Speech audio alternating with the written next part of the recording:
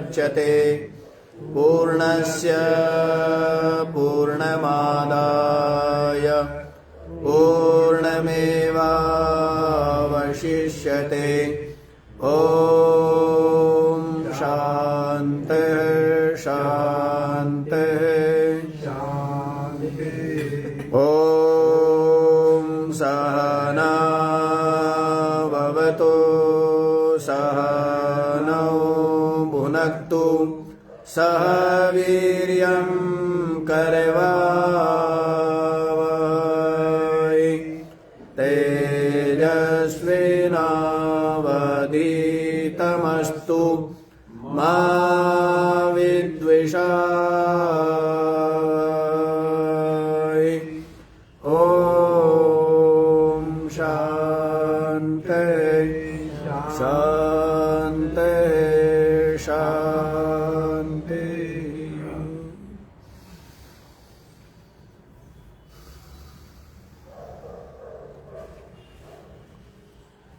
हाँ जी, तो क्या विचार श्रवण कर रहे हैं आप लोग? निरंतर श्रुति कथन कर रही है कि इस आत्म तत्व को जान करके क्या हो जाते हैं? मुक्त हो जाते हैं, शोक रहित हो जाते हैं और अमृतत्व को प्राप्त कर लेते हैं। ऐसा श्रुति निरंतर प्रतिपादन कर रही है। और कल भी आपको बताया था, मनुष्य मात्र ही नहीं, जीव मात्र की यही कामना है। सब यही चाहते हैं कि हमें दुख ना हो और सदा सुख बना रहे। लेकिन इस संसार में और शरीर को पाकर के तो सदा सर्वदा सर्वथा सुख में रह पाना बड़ा ही दुष्कर ही है, क्योंकि संसार नाम है निरंतर परिवर्तनशील। और जिसको क्या कहा है? दुखालय। क्या बोला है? ये दुख का घर है और सदा रहने वाला नहीं। तो इस कारण से जब बदलने वाला है, अभी अनुकूल है तो फिर क्या अनुकूल बदल जाएगा, क्या आ जाएगा? अभी संयोग है तो माता पिता दादा दादी भरा पूरा परिवार है, लेकिन एक दिन वो सब बारी बारी से, तो संयोग के साथ में क्या है ना? तो ये संसार तो ऐसा है। इसलिए यदि शाश्वत नित्य यदि सुख को, शांति को, आनंद को पाना चाहते हैं तो वो तो एकमात्र जो नित्य आत्म तत्व है उसकी प्राप्ति से ही संभव है। नान्यः पंथा विद्यते यनाय। इसके अतिरिक्त मोक्ष का और कोई दूसरा मार्ग नहीं है, एकमात्र यही मार्ग है ना? तो इसका निरंतर प्रतिपादन कर रही है, जिससे कि जिज्ञासु लोगों की इधर क्या हो सके? प्रवृत्ति हो सके। अन्यथा तो जन्म जन्मांतरों से ये चित्त कहाँ उलझा हुआ है?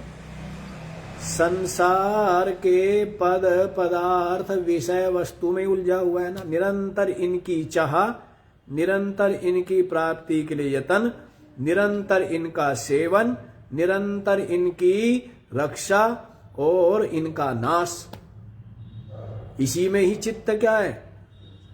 निरंतर यही चिंतन चिंता इसमें लगा हुआ है।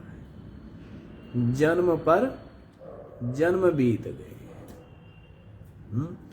इसीलिए अत्यंत करुणामयी जो श्रुति है वो प्रेरित कर रही है कि परमात्म तत्व का आत्म रूप से अनुभव करो, जिसको अनुभव करके जंतु मुक्त हो जाते हैं। जैसे बूंद समुद्र के साथ एकाकार होकर के क्या हो जाती है, समुद्र हो जाती है।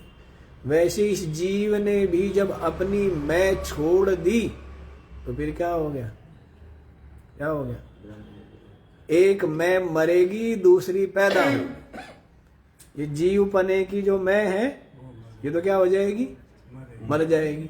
और कौन सी मैं रहेगी, है जो निर्विशेष है, जो निरुपाधिक है, जो क्या है, व्यापक है, जो नित्य है, परमात्मा रूप मय, वो रह जाएगी।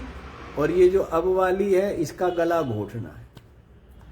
अब वाली मैं का, अब वाले अहंकार का क्या करना है, गला घोटना है। और जब इसका गला घुटेगा, जब ये मर जाएगी, तब जो जन्म लेगी, इसके मरने पे जन्म लेगी नहीं लेगी। तो ये जो शरीर में मैं है ये मर गई, ये मर जाए, ठीक है। ये जो प्राणमय कोश में मैं है ये मर जाए। इनकी मौत के बिना नहीं होगा। इसकी मौत हो गई, फिर जो मनोमय कोश है उसमें जो मैं और मेरा है उसकी भी मौत हो गई। फिर विज्ञानमय कोश जो बुद्धि है उसमें जो मैं मेरा है उसकी भी क्या हो गई, उसकी भी मृत्यु हो गई। फिर जो आनंदमय कोश है उसकी भी जब मौत हो जाती है, उसमें भी जो मैं पना है उसकी भी जब मौत हो गई, तब जो वास्तविक है वो शेष रह जाता है। तो इनकी पहले क्या हो, अपने हाथों, हमारे हाथों से गला घोटने से कुछ नहीं होगा, आपको स्वयं गला घोटना है? ये जो 5 मैं बताई है, इन 5 मैं का क्या करना है, स्वयं गला घोट दो। तो इनकी मौत होगी तो आप अमर हो जाओगे। इनके मरने से आप अमर हो, आप मरोगे, आप नहीं मरोगे। शरीर के मरने से नहीं मरता ये आत्म तत्व, शरीर के मरने से। और इनको मारना नहीं है, इनमें जो मैं है वो मारनी। शरीर में जो मैं, स्थूल शरीर में जो मैं, सूक्ष्म शरीर में जो मैं, और कारण देह में जो मैं है, इस मैं को ही क्या करना है, स्वयं इसका मारना है, स्वयं इसका गला घोटना है। तो इनके मरने से, उस दिन को गा रहे थे ना वाणी है कि जीते जी जो मर गए उनके अमर हवाल, सतगुरु तू ही रछपाल। मरने से जो पहले मरेंगे,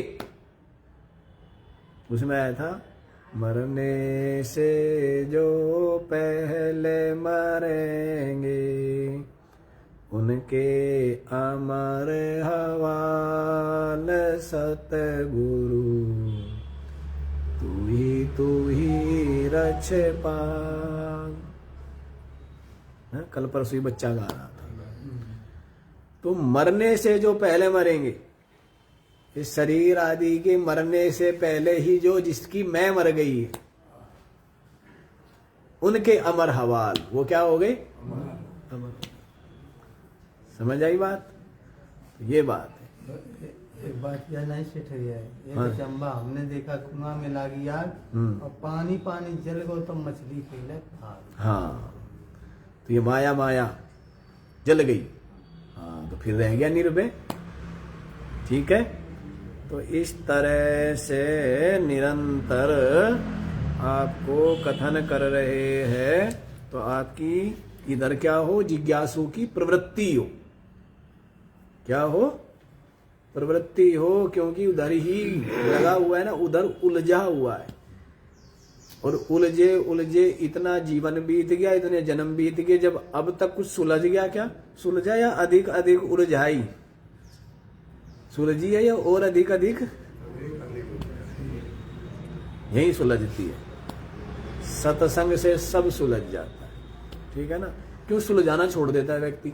ये तो अपने हिसाब से चल रहा है, प्रारब्ध से चल रहा है संसार। इधर ज्यादा अपना कर्तव्य करता है, पुरुषार्थ करता है, लेकिन यहां ज्यादा सुलझाने की कोशिश है। कोयला होए ना उजला, नोमन साबुन लाए, है। यहां इनको सुधारना कैसा है? कोयले को रगड़ रगड़ के धो, है? अपने को बदल लो, किसी को बदलने की जरूरत नहीं। आप बदल गए सब। आपने चश्मा पहना तो सब दिखने लग गया ना। यदि आपने हरा चश्मा पहना तो क्या दिखेगा, हैं? और आपने पीला पहन लिया तो क्या दिखेगा? इसलिए अपने को सुधारो, सुधारने की जरूरत ही नहीं है। आपको देख के जो सुधर जाए बहुत बढ़िया, आपके हल्के से परामर्श से कोई सुधर जाए बहुत अच्छी बात, ना भी सुधरे तो भी क्या फर्क पड़ता है? क्योंकि लाभ हानि तो अपने सुधारने में, अपना सुधार तो आपका लाभ, और अपना बिगाड़ तो आपकी हानि। दूसरे के सुधरने से आपको कुछ हासिल नहीं होगा, और दूसरे के बिगड़ने से भी कुछ आपका। इसलिए क्या करो? अपने को सुधारो, ठीक है ना। ठीक है, चश्मा लगा लिया तो फिर वही दिख रहा है, नहीं दिख रहा है। और चश्मा तो क्या है? चश्मे पे चढ़ी हुई है धूल, तो सबके कपड़े क्या दिखते हैं? सब मैला मैला दिखता है। क्या मैला है? सब कपड़े भी धोने नहीं आते। कहना अपना चश्मा साफ कर ले, फिर क्या दिखेंगे? तो अपना चश्मा साफ करते नहीं, और दूसरों को कहते कपड़े धो, अब दीवार धो, अब शीशे धो, नहीं? क्या करो? समझ आ रही है बात? क्या करो? अपना चश्मा साफ करो, अपनी बुद्धि को ठीक करो। स्वयं विवेक होगा ना, स्वयं विवेक होना चाहिए, ठीक है। सब ठीक। चलिए यहीं पर देखा जाए तो यहां पर कहां तक हो गया जी? अच्छा, इसका भाष्य रह रहा है अभी, तो हम समझा नया मंत्र चलेगा। 13वें मंत्र का भाष्य रह रहा है, जिसमें बताया था अस्ति इति एव उपलब्धव्य, वह जो आत्म तत्व है वो तत्व भाव से, दोनों के दोनों माने सोपाधिक और निरुपाधिक, सोपाधिक और निरुपाधिक जो ब्रह्म है वो तत्व भाव से। सोपाधिक निरुपाधिक समझ गए? नहीं समझे? जैसे दो सोने, कितने सोने हैं? एक तो सोने का क्या है? बिस्किट कहूं, क्या बोलते हैं आप लोग, हैं? और एक उस बिस्किट को गला करके क्या बना दी? अंगूठी। तो ये दो हो गए। वो जो सोना है वो तो निरुपाधिक है। क्या है? कोई उपाधि नहीं, ना अंगूठी ना कुंडल ना कुछ नहीं है। क्या है? सोना। क्या है? सोना है। अब उस सोने को क्या बना दिया? अब वो क्या बन गई? उपाधि वाला हो गया। समझ आया? तो दो हो गए ना। एक तरह से यूं समझो, जो सोना है वो तो है निर्गुण, और अंगूठी क्या है? वो हो गई सगुण। सोना क्या है? उसमें कोई खासियत नहीं है, सोना है, ठीक है। और बताया, कल भी आपको बताया था, सारी की सारी विशेषता संसार में है, माया में। परमात्मा में कोई विशेषता नहीं, परमात्मा बिल्कुल निर्विशेष। परमात्मा क्या है? बिल्कुल निर्विशेष। तो सोना है, लेकिन अंगूठी की खासियत है, हाथ में पहनी जाएगी। कुंडल की खासियत है क्या? नहीं। कड़े की खासियत, उनमें खासियत है ना? नहीं है। और सोना, लेकिन महिमा सारी सोने की है। यदि अंगूठी में से सोना निकाल ले तो, कुंडल में से सोना निकाल ले तो कुछ नहीं रहेगा, हैं? हार में से सोना निकाल ले तो इस तरह ये निरुपाधिक हुआ और सोपाधिक हुआ। समझ आई बात? तो वैसे ही यहां पर भी जो ब्रह्म है आत्म तत्व, चेतन तत्व, वो तो क्या है? निरुपाधिक। और ये उसके अतिरिक्त जो कुछ भी अनुभव में आ रहा है, ये सारा का सारा संसार, ये क्या है? सोपाधिक। समझ आई? चाहे जीव ले लो, ठीक है, चाहे सूक्ष्म शरीर ले लो, चाहे स्थूल शरीर ले लो, चाहे पेड़ या पौधे, सूरज, चांद, लोक, ब्रह्मलोक, ब्रह्मा, विष्णु, शिव, जो कुछ भी ले लो, सबके सब क्या है? सोपाधिक। जो आत्मा निर्विशेष ब्रह्म तत्व है, वो तो क्या है? निरुपाधिक। उसके अतिरिक्त जो कुछ है, अच्छा एक चीज और भी है, सोना नहीं बिगड़ेगा, अंगूठी बिगड़ जाएगी। अंगूठी को गला दिया, क्या हो गया? सोना। फिर कुछ और बना दिया। जितने बने हैं वो सबके सब क्या होते हैं? और सोना तो ये जितना भी सारा का सारा सोपाधिक जो ब्रह्म है, वो तो क्या हो जाता है? निरुपाधिक में लय हो जाता है। सारा का सारा सोपाधिक निरुपाधिक से ही उत्पन्न हुआ है, उसमें ही स्थित है, उसमें ही क्या हो जाता है? और निरुपाधिक एक रस है, ना उसमें परिवर्तन है, ना उसमें उत्पत्ति, स्थिति और नाश है। वो सदा ही क्या है? वर्तमान। सदा ही क्या है? सत। सदा ही क्या है? सोना भी क्या है? और वही सोना की जो है पना है, वो अंगूठी में भी है। सोना है नहीं है? कुंडल में भी है। तो है कौन है? सोना। अंगूठी गला करके कुंडल बना दिया, अंगूठी नहीं है, लेकिन सोना फिर भी है। तो ये सोपाधिक तो सारा का सारा क्या है? उत्पन्न और नाश होने वाला है। और जो निरुपाधिक है वही क्या रहता है? वही शेष रह जाता है, उसमें उत्पत्ति स्थिति लय नहीं है, वो सदा वर्तमान है, सदा सत है।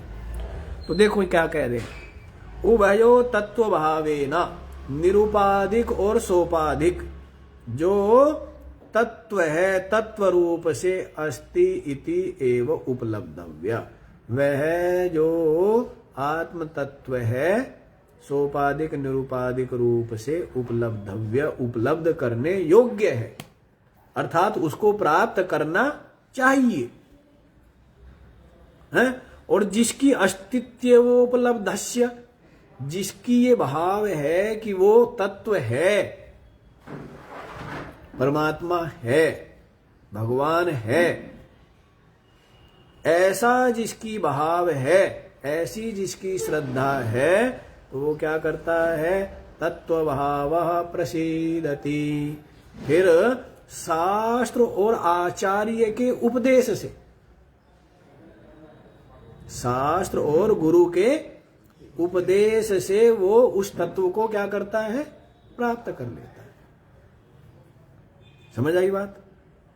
शास्त्र और आचार्य के उपदेश से प्राप्त कर लेता है, ये हम लोगों ने बता दिया है। अब आप लोग यहां पर ही देखो, चौथी पंक्ति से देख लो, नीचे से ऊपर से जो है तीसरी। पूर्वम अस्तित्वोपलब्धस्य आत्मनः सत्कार्योपाधिकृत अस्तित्व प्रयत्नेन प्रत्ययेन उपलब्धस्य इत्यर्थः। सबसे पहले क्या होता है कि है, सबसे पहले क्या मानते हैं? है। फिर तभी उसको प्रकट करते हैं। जैसे मूर्तिकार पत्थर में क्या देखता है? मूर्ति है नहीं, इस पत्थर में तो है आपके गुरुजी, आपको दिखाएगा हाँ भाई कौन से पत्थर, तो कहेगा आपके गुरुजी इस पत्थर में नहीं है और आपके गुरुजी इस पत्थर में है, जबकि है पत्थर वो। और फिर वो मूर्तिकार क्या करता है? उसको प्रकट कर देता है। आपको नहीं दिख रहा है, उसको दिख रहा है मूर्तिकार को, आपको थोड़ा दिखेगा। जैसे कोई माई है, उसको दूध में क्या दिखता है? सबको थोड़ा दिखता है। जिसकी जो कला है, ज्ञान जिसको है उसको दिखता है। दिख गया नहीं दिखा? दूध में घी दिखता है नहीं दिखता है? वैसे मूर्तिकार को क्या दिख जाता है? ऐसी जो सुनार है उसको क्या दिख जाता है सोने में, अंगूठी है या नहीं है, वो बता देगा। आप सोना लेके जाएंगे, वो बता देगा कि सोने में अंगूठी है या नहीं है ना, उसको पता रहता है। तो जैसे कुम्हार को पता है कि मिट्टी में बर्तन है, फिर वो क्या करता है, उसमें से निकाल लेता है, नहीं निकाल लेता है, बना लेता है ना। आपको तो नहीं आती वो कला है, अलग अलग बात है। तो वैसी सबसे पहले है, सबसे पहले क्या है, जैसे तिल में तेल है, दूध में घी है, काष्ठ में लकड़ी में अग्नि है। तो पहले है माना, और फिर उसको क्या करेंगे, लकड़ी को रगड़ेंगे तो क्या हो जाएगी। वैसे पहले मानो परमात्मा है, और फिर आचार्य के चरणों में बैठ करके जब श्रवण मनन निधिध्यासन करेंगे तो वो जो आत्म तत्व है वो क्या होगा, प्रकट हो जाए। समझ आई बात। कौन प्रकट होगा, जो नित्य ही प्रकट है, जो नित्य ही। अंधे को दिन में नहीं दिखता सूरज, दिखता है क्या, अंधा हो गया बेचारा, और फिर उपचार किया, ज्ञान अंजन लगाया तो क्या दिख गया उसको, है जैसे मोतियाबिंद हो गया था तो दिखता नहीं ना, और फिर उसका इलाज हो गया तो दिख गया ना। तो वैसे ही ऐसा नहीं है कि सूर्य नहीं था, तो ऐसा नहीं है कि परमात्मा नहीं था, पर अज्ञान के तिमिर रोग के कारण से नहीं दिख रहा है, बिल्कुल सामने, बिल्कुल स्पष्ट है, नहीं दिख रहा है। लेकिन जैसे ही ये ज्ञान रूपी अंजन कहाँ लगाएंगे, ये हानि लगाएंगे, बुद्धि में कहाँ लगाएंगे, तो ज्ञान रूपी अंजन लगाते हैं तो वो परमात्मा क्या होता है, प्रकट हो जाता है, हमारे दिख जाता है। वो तो प्रकट ही है, सामने ही है, सबका आत्मा ही है, सर्वरूप वही है, सारी महिमा उसी की है। ऐसा जो परमात्मा है वो अनुभव में आ जाता है। तो पहले अस्थि मानो, पश्चात उसके बाद प्रत्यस्तमित सर्वोपाधि रूप आत्मनः तत्वभाव, उसके पश्चात सर्वोपाधि रूप प्रत्यस्तमित, संपूर्ण उपाधि के रूप जो है उनका क्या कर देने पर, निषेध कर देने पर, उनको हटा देने पर, जो विदित और अविदिताभ्याम अन्यो, विदित और अविदित से जो अलग है। ये पीछे आप लोग सुनाए हैं, और क्या करें महाराज, पीछे पीछे हमने ऐसी मशीन बनाई हुई है, आगे आगे झाड़ू और पीछे पीछे पोछा। क्या होता है, सबका सब क्या होता जाता है, यदि आगे आगे सुनते जाते हैं और पीछे पीछे क्या होता जाता है, भूलते जाते हैं। तो ऐसा गड़बड़ तो नहीं होना चाहिए ना, क्यों जी। तो पीछे आया था, कहां पर आया था सेठ जी, केनोपनिषद में, तद विदिता दथो अविदिता दथी, बोला था ना कि वो विदित से भी अन्य है और अविदित से भी अन्य है। खूब लंबी चौड़ी व्याख्याएं हुई है, बहुत ताकत लगी है? और शायद वो उसमें भी नहीं है, मोबाइल में भी उड़ गया क्या, वो भी केनोपनिषद भी गया, ईशावास्य उपनिषद, केनोपनिषद, सब गए। नहीं है वो, सब उड़ गए। साल डेढ़ साल का किया हुआ तो उड़ ही गया। और उसके आप लोग सोचते हो ज्यादा जिसके पास होता है ना माल, वो सोचता है क्या फर्क पड़ता है, नहीं। तो आप लोगों के पास बहुत माल है, हजारों घंटों के है, तो इसलिए वो वाले गए तो गए। चलिए बाद में देखना, केनोपनिषद में आया है, क्या आया है, तद विदिताभ्याम अविदिताभ्याम अन्य। वो विदित से भी अन्य, विदित माने जो जाना जाता है, और अविदित माने जो नहीं जाना जाता है। परमात्मा बड़ा विचित्र तत्व है, अपनी आत्मा जो है ना बड़ा विचित्र तत्व है,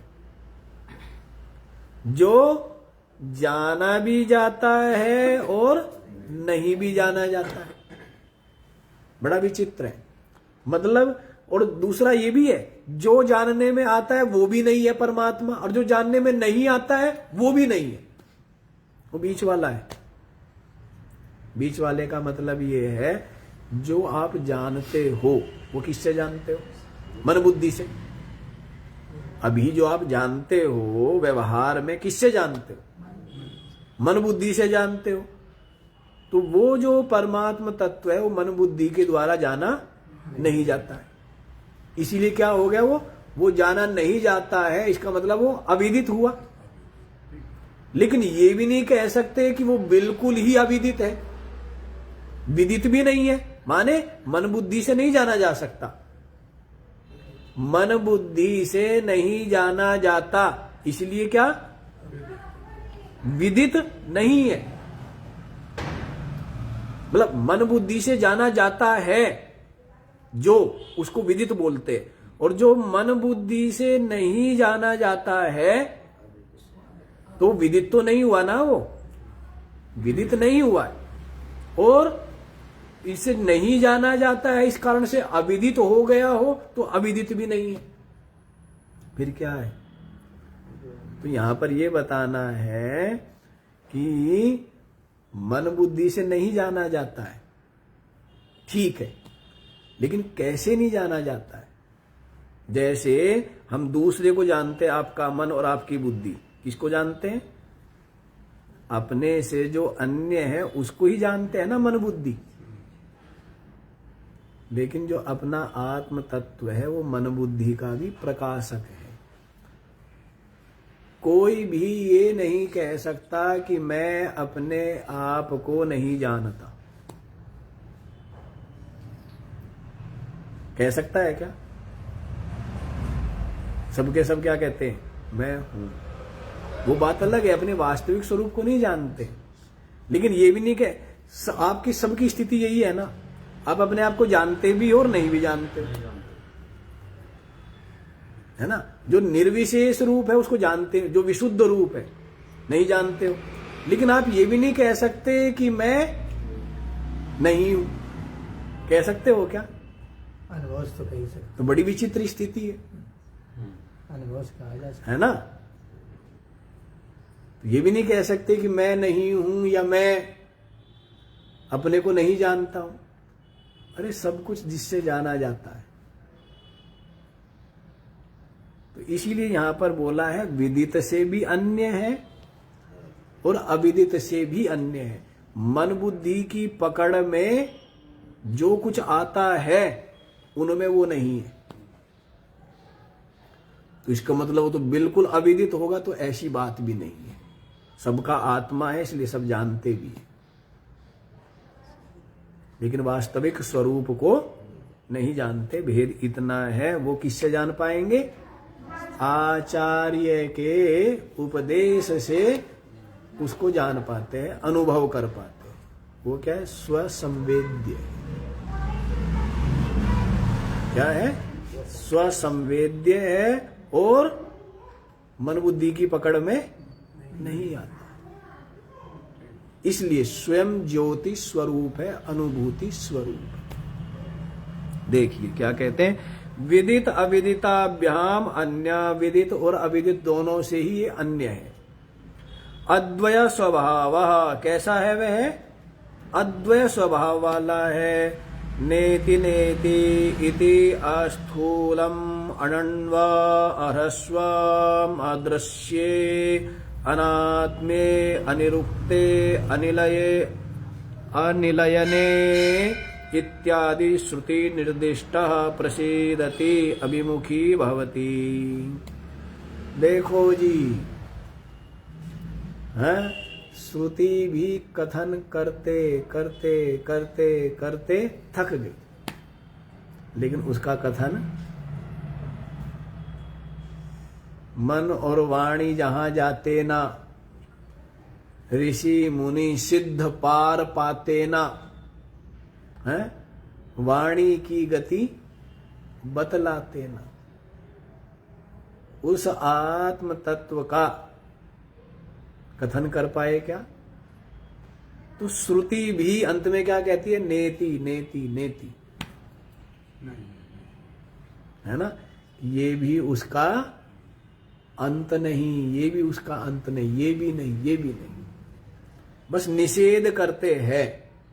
जैसे ऐसा होता है ना, 10 लोग बैठे हो हैं, इनमें पूछे कि देवदत्त कौन है, तो ये बोल दिया कि ये भी नहीं, ये भी नहीं, ये भी नहीं, ये भी नहीं, ये भी नहीं। जब 9 को मना कर दिया तो 10वां जो रह गया, इसका मतलब क्या है ना? तो इस तरह से परमात्म तत्व का प्रतिपादन किया जा सकता है। कोई भी ये नहीं कह सकता कि ये है, कोई भी इंद्रियों के द्वारा या मन या बुद्धि के द्वारा कोई ये नहीं कह सकता कि ये। सबका निषेध कर देने पर जो शेष रह जाता है वह आत्म तत्व है। तो इसलिए श्रुति भी क्या कहती है? नेति नेति इति। देखो क्या भाषा है, आस्थूलम, स्थूल नहीं है वो, तो इसका मतलब क्या होगा? अणु होगा। कहते अणण्वम, क्या बोल दिया है? आस्थूलम अणण्वा, अणु भी नहीं है।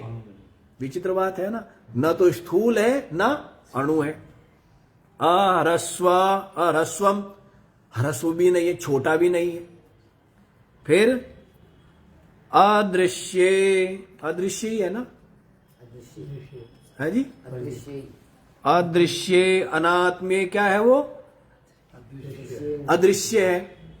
और अनात्मे और क्या है? हैं? जो अनात्मा है वो अनात्मा नहीं है, अनात्मे। और अनिरुक्ते, जिसका कथन नहीं किया जा सकता है, अनिरुक्ते। अनिलयने, और क्या है वो?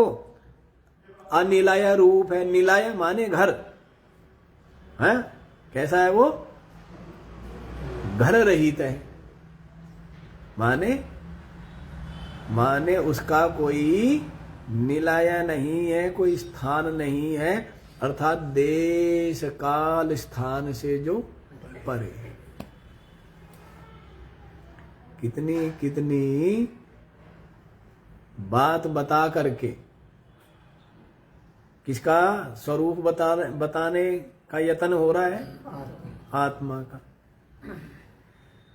जबकि वो तो सहज ही और सबको ही प्राप्त है। पहली बात तो सबको ही प्राप्त है, लेकिन बुद्धि में इतना क्या है? इतना धूल और इतना धुआं भरा हुआ है कि संसारी के लिए बड़ा जटिल है। जब तक बुद्धि में जो धूल धुआं भरा हुआ है ना, वो साफ नहीं होगा, तब तक सामने होते हुए भी देख नहीं पाता है।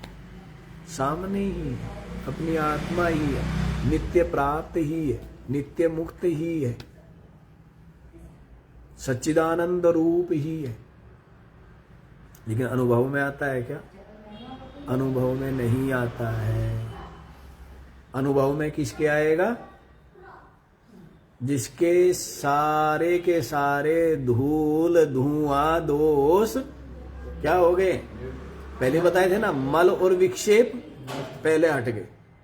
निष्काम कर्म करने से क्या हुआ? मल हट गया।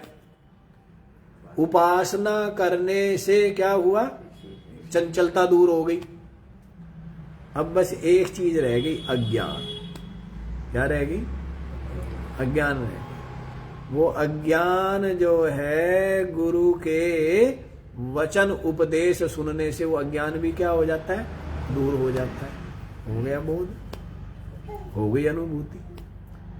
लेकिन उसको ही होगी जिसने पहले मल और विक्षेप क्या कर लिए है? इसे निष्काम कर्म करो। क्या करो?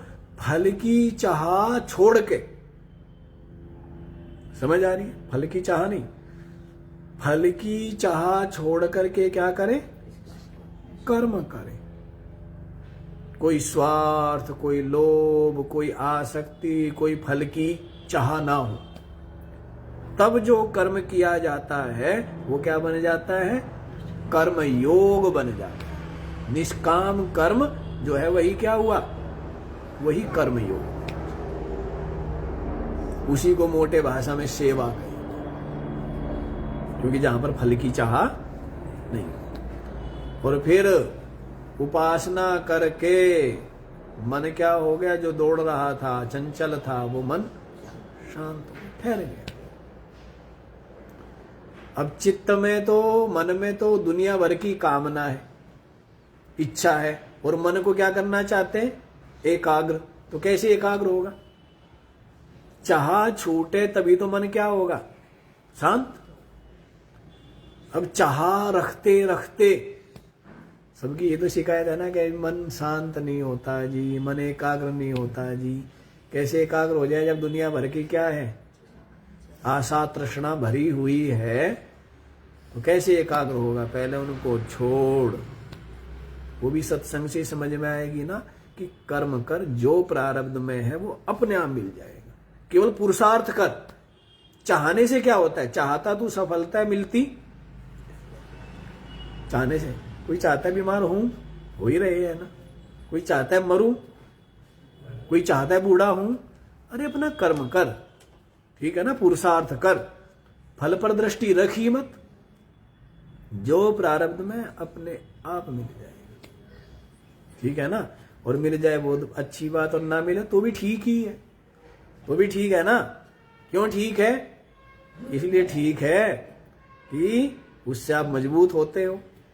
इसलिए ठीक है कि आपके जीवन में सहन शक्ति, संतोष और धैर्य, ये सब गुण आ जाते हैं। इसलिए जो हो रहा है ना, मीठा बोलने वाले मिले तो भी अच्छी बात, और गाली देने वाले मिले तो ज्यादा अच्छी बात। नहीं, मीठा बोलने वाले मिले तो अच्छी बात है, उनसे सीखो कि हमें मीठा बोलना चाहिए, क्योंकि हमें मीठा अच्छा लगा तो इसे दूसरों को भी अच्छा लगता है। इसलिए क्या करो? मीठा बोलो। और कोई आया गाली देने वाला, तो देख लो कि भाई गाली देने से हमें बुरा लग रहा है, लगना नहीं चाहिए पहली बात तो इसलिए दूसरों को गाली हमें देनी नहीं। और हमें जो गाली दे रहा है, इसलिए हमें क्या बनना है? सहनशील बनना है और क्षमाशील बनना है।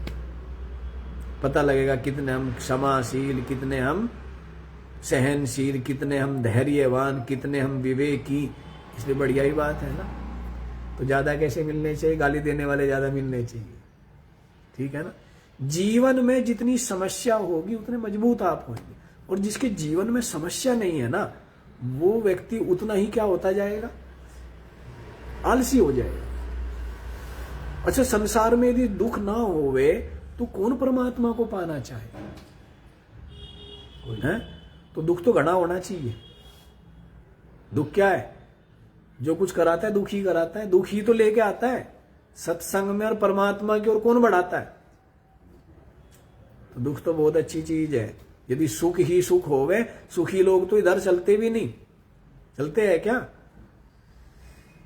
जो सुख मानते हैं संसार में, तो वो इधर को चलते। कौन चलता है इधर को?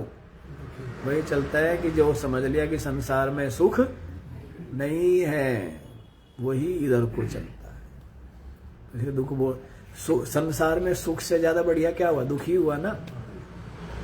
है? तो समस्या बनी रहे, बढ़िया बात है, ठीक है ना। कुछ कुछ समस्या रहनी चाहिए, है? थोड़ी हो तो ठीक है, और ज्यादा हो तो भी ठीक है ना। और अपने प्रारब्ध की बात है, क्या घबराना। अपने कर्म के भोग है, अपने ही किए हुए मिलते आपको, दूसरे का नहीं मिलना है। आपके ही पाप कट रहे। यदि जीवन में दुख आ रहा है, विपत्ति आ रही है, रोग आदि आ रहे हैं, तो आपके ही तो कर्म है। तो बिना भोगे तो कटने नहीं है। इसलिए प्रसन्न रहो, आनंद में रहो। ये पूरा नहीं करेंगे क्या सेठ जी? हैं? तो पूरा नहीं होगा ऐसे। इत्यादि श्रुति निर्दिष्ट प्रसीदति अभिमुखी भवती। ऐसा श्रुति के द्वारा निर्दिष्ट जो ब्रह्म है, आत्म तत्व, वो क्या होता है? प्रसीदति माने अभिमुखी भवती, वो अभिमुख हो जाता है, अर्थात अनुभव में आ जाता है। क्या होता है? वह परमात्म तत्व अनुभव में आ जाता है। कब आता है? पहले तो ये मानो है, और फिर क्या करो कि जो सारी की सारी अनात्मा है ना, उस अनात्मा का उपाधि का निषेध कर दो। और निषेध कर देने पर जो विदित अविदित से अन्य, जो अद्वय स्वभाव वाला नेति नेति इस प्रकार से श्रुति जिसको निर्देश कर रही है, जो स्थूल नहीं है, नहीं लगेगा सब जगह, जो स्थूल नहीं है, जो अणु नहीं है, जो ह्रस्व नहीं है, जो दृश्य नहीं है, और जो अनात्म्य, जो अनात्म रूप नहीं है, अनिरुक्ते, जो उक्त से उक्त नहीं है, कहा नहीं जाता है, और अनिलयने, जो निलया रूप नहीं है। निलय कहते हैं घर को, निलय कहेंगे एक तरह से इसको, घोंसले को। निलय उस कहेंगे एक स्थान को, रहने के स्थान को क्या बोलेंगे? निलय। तो ऐसा नहीं है कि वो किसी में रखा हो, सब कुछ उसमें रखा है, सब कुछ परमात्मा में रखा है, ठीक है ना? किसमें रखा है? सब कुछ परमात्मा में, सब कुछ परमात्मा में है, सब में परमात्मा है, और सब बस परमात्मा ही परमात्मा, ठीक है? जैसे लड्डू में क्या है? ऊपर भी क्या? मीठा, बीच में भी क्या? अंदर भी क्या? बाहर भी क्या? मीठा ही मीठा। वैसे ही संसार में क्या है? अंदर बाहर ऊपर नीचे आगे पीछे सब जगह क्या समाया हुआ है? परमात्मा। अनुभव में कहाँ आएगा? पहले अपने हृदय में, और फिर ज्ञान दृष्टि से सब जगह वही अनुभव में आएगा, सब में वही अनुभव, सब में वही अनुभव में आएगा। आत्म प्रकाशनाय पूर्वम अस्ति इति उपलब्धवता इत्येतत्। तो आत्म प्रकाशन के लिए पूर्वम अस्ति, पहले ये मानो कि है, पूर्वम अस्ति उपलब्धवतः, जिसने ये निश्चय किया है कि परमात्म तत्व है, ऐसा अस्ति रूप से जिसने उपलब्ध किया है, उसको ही श्रवण मनन निधिध्यासन के द्वारा आत्मा प्रकाशित होता है, अर्थात आत्मा अनुभव में आता है। स्पष्ट हो गया जी? तो आगे वाला भी पढ़ लिया जाए, पढ़ देते हैं। 14वां मंत्र देखिए। यदा सर्वे प्रमुच्यन्ते कामा येष्य हृदय श्रिताः अथ मृत्योऽमृतो भवत्या अत्र ब्रह्म समश्नुते। यदा सर्वे प्रमुच्यन्ते कामः ये अस्य हृदि श्रुतः अथ मृत्यः अमृतः भवति अत्र ब्रह्म समश्नुते। देखो ये कितनी सुंदर बात है। यदा सर्वे प्रमुच्यन्ते ये अस्य हृदय श्रुतः कामः। यदा माने जब, हृदय श्रुतः ये अस्य जो इस साधक के, हृदय श्रुता हृदय के आश्रित, ये कामा जितनी भी कामनाएं, सारी कामनाएं छोड़ दी, कुछ नहीं चाहिए, क्या? कुछ भी चित्त में कामना नहीं है। समझ आ रही है बात? कुछ भी, ना लोक की ना परलोक, कोई चाह नहीं, जबरदस्ती नहीं छोड़ दी है। विवेक विचार करके ये जान लिया है कि इन कामनाओं की पूर्ति से ये समाप्त होने वाली नहीं है। और अशांति, चिंता, भय, क्लेश और दुख कोई देने वाली और बांधने वाली है। जब ये खूब अच्छी प्रकार से गहराई से ये बात विचार करके समझ में आ गई,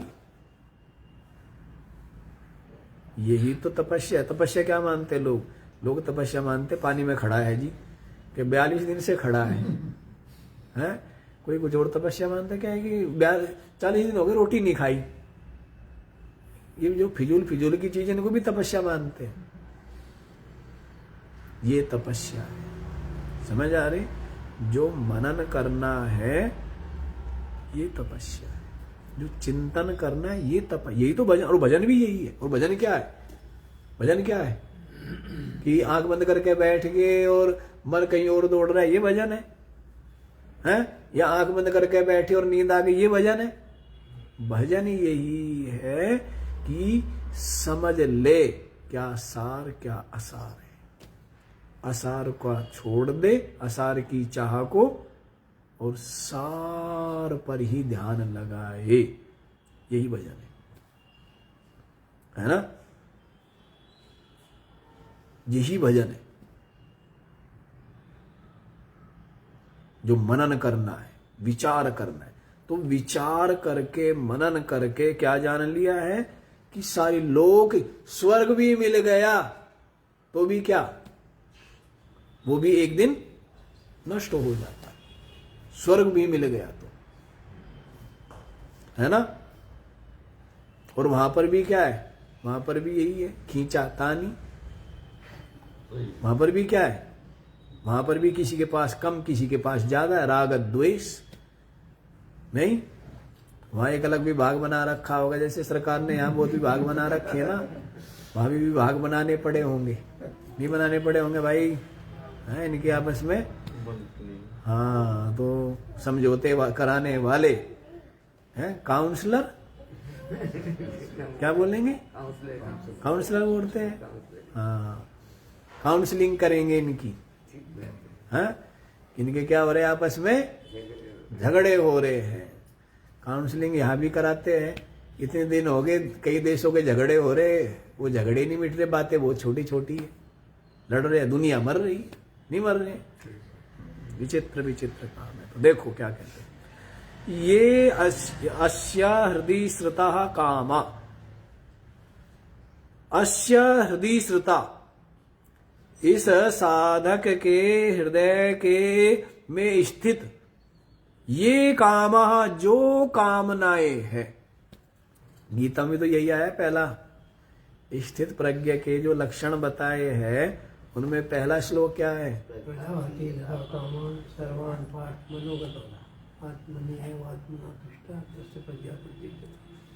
सेठ जी ज्ञानी है, बता दिया ना।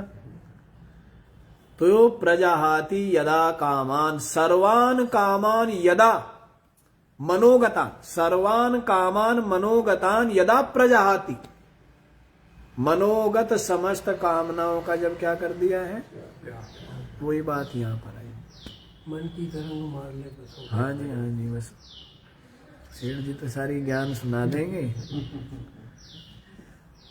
वही हो गया भजन। तो जो हृदय में के आश्रित जितनी भी कामना, कोई कामना नहीं। अच्छा, अब समझाया तो है हमने, कामना रखने का कोई लाभ भी नहीं है। आप केवल कर्म करो, आप केवल पुरुषार्थ करो, चाहने की जरूरत ही नहीं। बिना चाहे बुढ़ापा आ रहा है, बिना चाहे बचपना गया, जवानी आ गई, चाह, और बिना चाहे, हैं, और बिना चाहे रोग आ रहे, और बिना चाहे संकट और समस्याएं और सुख दुख आते रहते हैं। नहीं आते रहते? कौन चाहता है? और मृत्यु को तो सब चाहते हैं, सब चाहते हैं, और फिर भी आ जाती है। तो चाहने की जरूरत ही नहीं, ये अपने हिसाब से चल रहा है। ये जो संसार है ये अपने हिसाब से चलता है, इसमें चाहने वाने की ज्यादा जरूरत ही नहीं, और चाहने से कुछ होता ही नहीं। तो बोल भी देते हैं ना कि मन चाही होती नहीं, हरि चाही तत्काल, और बलि चाहे था स्वर्ग को और भेज दिया। पाता है। तो चाहने से कुछ नहीं होता है, केवल कर्म करो, अपने कर्तव्य कर्म करो और आशा मत रखो। ठीक है ना, किसी से भी कोई आशा मत रखो, मस्त रहो।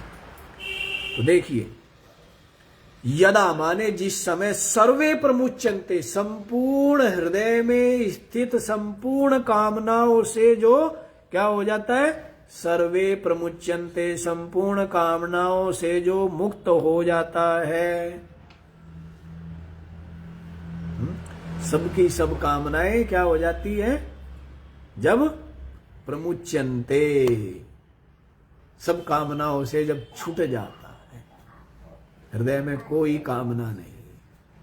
क्या कामना है, केवल एक, कि किसी तरह जो परम सत्य है, जो परम तत्व है, जो परमात्म तत्व है, वो क्या है, वो अनुभव में आ जाए।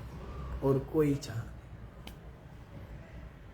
और कोई चाह नहीं है जिस साधक के, तो वो संपूर्ण कामनाओं से जो मुक्त हो गया है। अथ मृत्यामृता भवति, तब क्या होता है वो, हाँ जी, अपनी आत्मा को जान करके मृत्यामृता भवति, पहले मरता था, अब क्या हो गया, अमृता भवति, अमरता नहीं, अमर हो गया। परीक्षित ने 7 दिन सत्संग सुना। कितने दिन सत्संग सुना, और 7 दिन में ही परीक्षित कहता है शरीर मर जाएगा, मैं शरीर के मरने से मैं नहीं मरता हूं। अमर हो गया, नहीं हो गया परीक्षित। परीक्षित ने जान लिया मैं आत्मा हूं, मैं चेतन हूं, और मैं आत्मा चेतन साक्षी ब्रह्म रूप हूं, और मेरा जन्म मरण। 7 दिन सत्संग सुनने से ही परीक्षित मुक्त हो गए। आप भी एक दिन में ही हो जाओ, पर बात तो यह है ना कि बुद्धि में क्या रखते हो, निश्चय है, संसार का ही चिंता चिंतन में उलझे रहते हो, नहीं उलझे रहते हो। ये निश्चय करो कि मैं आत्मा हूं, चेतन हूं, और नित्य ही मुक्त हूं, पाप पुण्य धर्म अधर्म सुख दुख कर्ता भोक्ता से सर्वथा निर्मुक्त हो। यही तो अष्टावक्र जी कह रहे हैं ना कि ये निश्चय कर ले कि मैं मुक्त हूं तो मुक्त है। लेकिन निश्चय क्या हुआ है कि मैं बंधा हुआ हूं, इसलिए क्या है, बंधन में, इसलिए क्या है, मुक्ताभिमानी मुक्तो बद्धो बद्धाभिमान्यपि, मैं मुक्त हूं ऐसा जिसका निश्चय है, वो क्या है जी, और मैं बंधा हुआ हूं ऐसा बुद्धि में निश्चय है, वो क्या है, वो बंधन में। ठीक है ना, लेकिन निश्चय शरीर को लेकर ना होवे, हैं, इंद्रियों को लेकर ना हो, प्राणों को लेकर ना हो, मन बुद्धि को लेकर ना हो। वो जो मन बुद्धि इंद्रिया शरीर प्राण सबसे क्या है, परे जो शेष रह जाता है साक्षी मात्र, वो आप आत्मा मुक्त है। तो अथ मृत्यामृता भवति, जो मृत्य है उस आत्मा को जान करके अमृता भवति, क्या हो जाता है, अमृत हो जाता है। अत्र ब्रह्म समश्नुते, और इस शरीर के रहते रहते ही ब्रह्म को प्राप्त कर लेता है।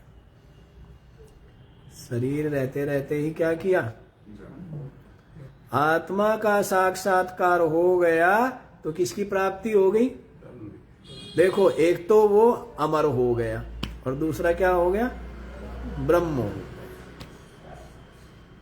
जिसने क्या कर लिया, अपनी आत्मा का साक्षात्कार कर लिया है।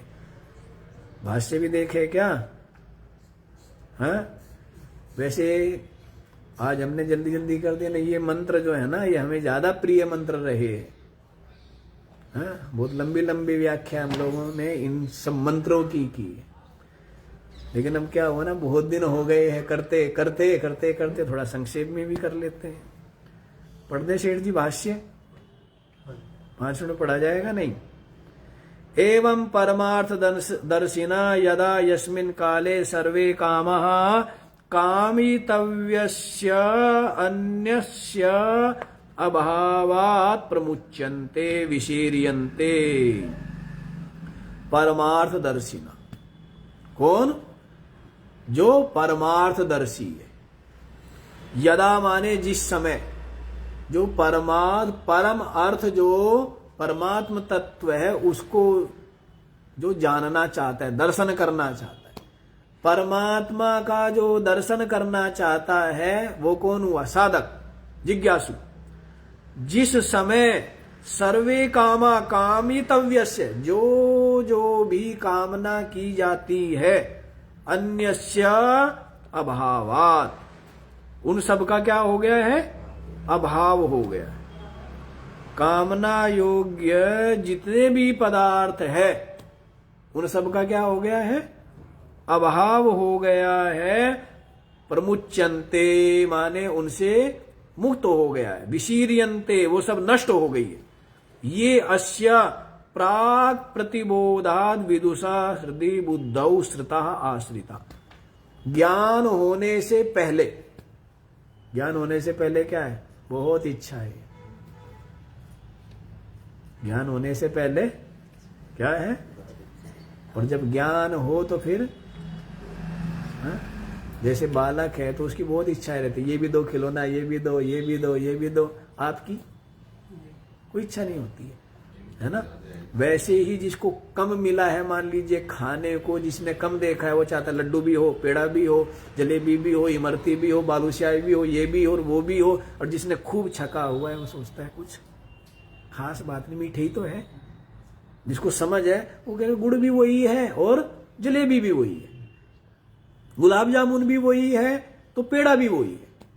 जिसको समझ है ना, तो वो ज्यादा उनकी लालसा करेगा क्या? तो वो लालसा नहीं करता। समझ आ रही है बात? तो ऐसे जो कामनाएं हैं वो अज्ञानी के चित्त में रहती है, लेकिन जो जो ज्ञान होता है त्यों त्यों इच्छाएं क्या होती है? इच्छाएं सीमित हो जाती है, इच्छाएं नहीं रहती है। तो इसी को यहां पर कह रहे प्राक प्रतिबोधाद विदुषा हृदय बुद्धौ श्रुता आश्रिता। ज्ञान होने से पहले तो बहुत कामनाएं थी, कोठी बनाऊंगा, इतना बड़ा पद प्राप्त करूंगा, इतनी प्रसिद्धि प्राप्त करनी है, इतना यश मेरा हो जाए, हैं, युगों युगों तक मेरी कीर्ति बनी रहे, ऐसी इच्छाएं करते हैं ना, हैं? लेकिन जो समझदार है ना वो इन चक्करों में ही नहीं पड़ता। समझदार जो होते हैं ना, एक व्यक्ति कह रहा था कि ये जो पहले वो अच्छा बुद्धिमान व्यक्ति है, बड़ा अच्छा दार्शनिक है, वो कह रहा था कि मैं सोचता था कि ये जो महात्मा लोग हैं ना, ये महात्मा भगोड़े, ये भाग गए संसार से, संसार की भागदौड़ से, संसार के इससे भाग गए भगोड़े। फिर कहते मैंने जब इतना अध्ययन किया, इतना अध्ययन करके तब अकल आई कि ये भगोड़े नहीं है।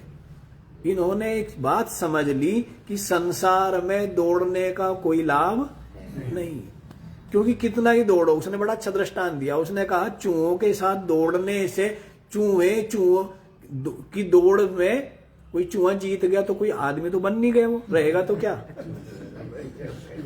वैसी संसार की दौड़ में दौड़ने से हासिल तो कुछ होना नहीं है। इसलिए जो समझदार है ना वो इस दौड़ में दौड़ते नहीं, वे न्यारे हो जाते, कहना तुम दौड़ लो भाई। जो समझदार है वे क्या होते हैं, वे दौड़ में दौड़ते नहीं, भाई तुम दौड़ो। यहां दौड़ने का लाभ क्या है? इतना बड़ा पद भी मिल गया तो भी क्या, मरेगा नहीं या मुक्त हो गया। बहुत सारा का सारा संसार में प्रसिद्धि हो गई, सबके सब शीश झुकाते हैं, आरती करते, माला पहनाते हैं, पुष्प वृष्टि करते, उससे क्या होगा? मुक्त हो गया। क्या हो गया? संपूर्ण भूमंडल का साम्राज्य, चक्रवर्ती सम्राट हो गया, सब कुछ प्राप्त, लोक परलोक भी जिसने पा लिए, क्या हो गया? मुक्त हो गया। क्या होता है इन चीजों से? रिद्धि सिद्धि अष्ट सिद्धि नौ निधि, इनका भी यदि स्वामी हो गया, क्या हो गया? मुक्त हो गया। क्या लाभ है? इसलिए जो समझदार है उस चक्रों में पड़ते ही नहीं। इसलिए महात्मा लोग बिल्कुल सहज रहते, सीधे सरल होकर रहते, आदमियों से भी ज्यादा सामान्य होकर रहते। कैसे रहते? बिल्कुल सामान्य से सामान्य से सामान्य। क्यों? यहां बड़ा दिखने की, दिखाने की जरूरत ही नहीं। क्या उससे हो क्या जाएगा? बोध जिसको है उसी को शांति है और वही मुक्त। बोध जिसको है, और जिसको बोध नहीं है ना, है स्वर्ग में ब्रह्मा जी बना दिया, वो भी दुखी। और बोध जिसको है उसको नरक में बैठा दिया, वहां भी क्या है? परमानंद में। इसमें है परमानंद में। बोध की महिमा है, ज्ञान की महिमा है, जिसको आत्मबोध जिसने प्राप्त कर लिया। ठीक है ना? तो दौड़ता नहीं है तो हम लोग भी नहीं दौड़ते, कल चलेंगे आराम से। आज तो दौड़ना ही पड़ जाएगा, तो इसका विचार हम लोग कल ही करेंगे, समय हो गया। ओम पूर्णमिदं पूर्णात् पूर्णमुदच्यते पूर्णस्य पूर्णमादाय पूर्णमेवावशिष्यते। ओम शांति शांति शांति।